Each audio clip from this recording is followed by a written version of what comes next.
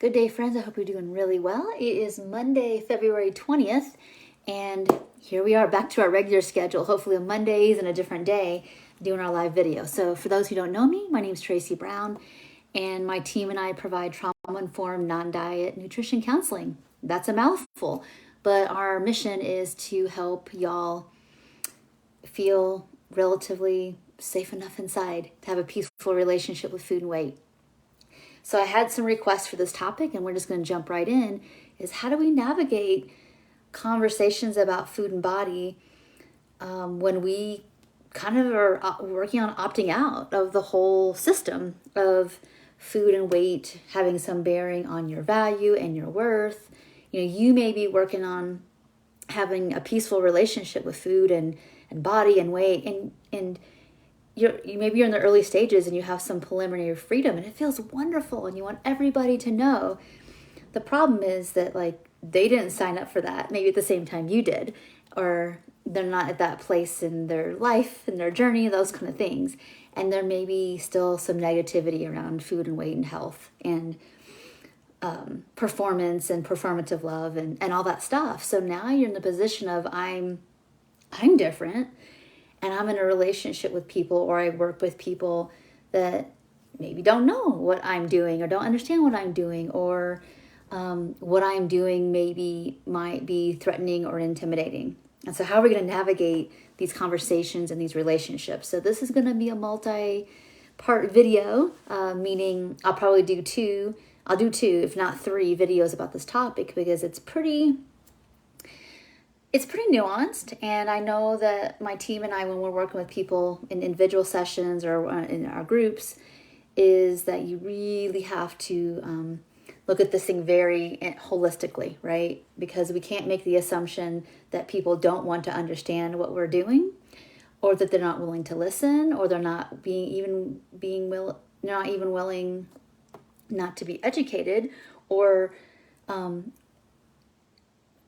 to not do harm. A lot of times that if we're used to not being seen, heard, validated, not gaslit basically, when we do some projection, we make the assumption that everyone's gonna devalue or reject us if we're doing something different. So we want to be able first to get some discernment about that, and then as time goes on, you get clear about where you spin your spoons basically on these conversations with, and how do you prevent yourself from opening that door to conversations you just don't want to have.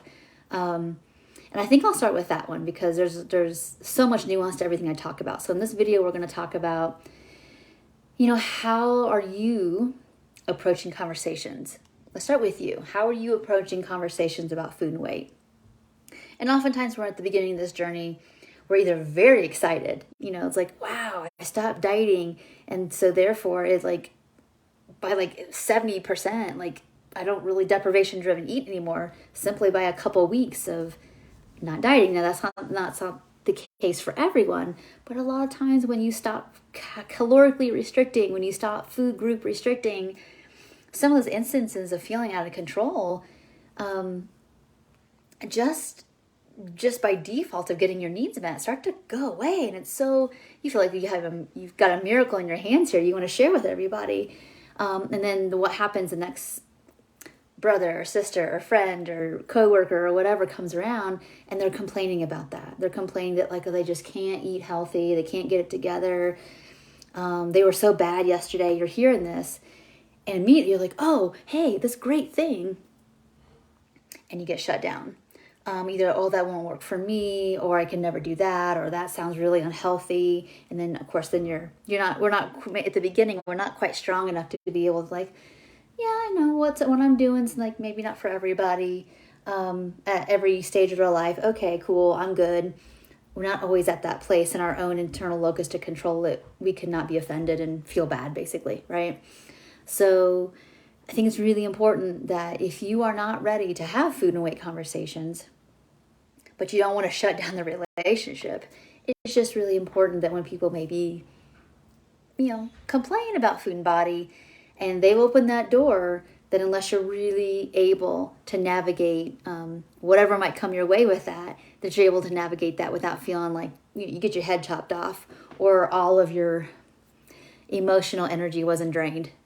So it's really important that you learn some discernment about who and when it might be okay to have these conversations with. The flip side of this is that if you're still feeling kind of shaky around that you're not 100% there, that my worth and value isn't based on what I look like on my outsides. Other people can disagree with me, and I don't feel like I got smashed. Like, I know that value and worth goes beyond even always agreeing, on topics with people. So you don't feel crushed, basically. Is that if you're not quite there to know how to navigate, if they disagree with me, I'm still okay. It's really important not to try to use the language of food and body to try to get some validation. So oftentimes what people do in the beginnings of this work is that I feel like that this is good for me, and I think this is the right thing to do. But then you ask somebody for some validation about your eating. Do you think this is too much food, or do I look okay? And that opens the door for people to give you a commentary about either projections about your food and body or projections about their food and body and the latest thing they just read about.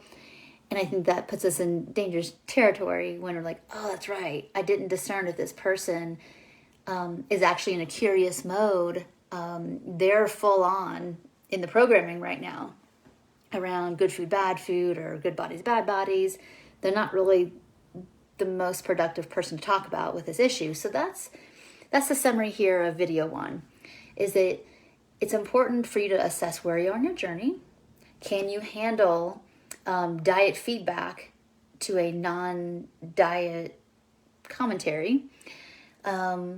If you're wanting some validation from someone, are you really wanting it about your food and body, or are you wanting it about where do I stand with you? Start to get really clear about why we would even open our mouth around food and body and stuff like that in the first place, right? Get really clear about what you're looking for and what you can handle.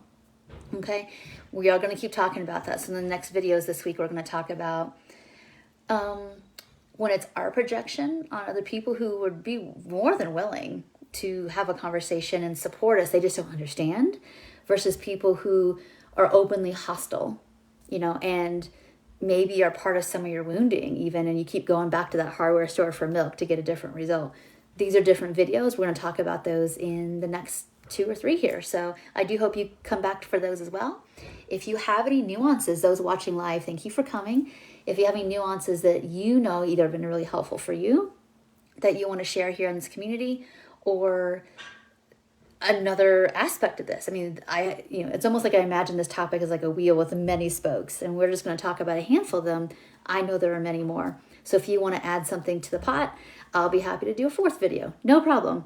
But we all experience this where we want to be seen, we want to be heard, we do want to be understood, and knowing the time and the place for all these things, knowing who's safe to do this with, knowing when it's actually on you to take these risks to get your needs met, versus no, I can get those needs met somewhere else because the person that I deeply would love that from, I don't think they can give it. And being able to do what we need to do with that, which is acknowledge that, maybe grieve that, maybe it's for another time when we're stronger, whatever it is. But I just want to thank you all for being here for this really important topic, because a lot of times people spend way too many months and years alone in their recovery, and it's just not necessary. It's just that we don't know how to navigate this topic of who to talk to about when, because it's tough when, let's say you're in your individual work, like with me, or me and a therapist, or whatever you're doing, and it's like you're only 2 people maybe in your week that you can talk to about this, and sometimes that is the reality. The timing isn't there yet for other people, but the goal here really is to build yourself a community of people who don't have to 100% share all your values about every little thing, but you can rest. And like, these people don't see what I eat or what I look like as the most important or special or interesting thing about me. And that's what the kind of community we want to build, right? But that takes time. And oftentimes, again, we try to either avoid all people, or we make a lot of mistakes at the beginning that we could prevent, and just help you feel more protected. So I hope this video helped you, and if you want to chat more about that, you can reach out to us directly and we'll be happy to do that with you. So thank you so much for watching, and I will see you in the next video. Bye for now.